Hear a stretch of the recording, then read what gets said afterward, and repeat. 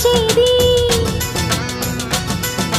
తన మదిలోని కలకలనన్ని అమ్మలకేగ తెలిపేది నెలతలే లేకుంటే దేవుడికి నెలవేది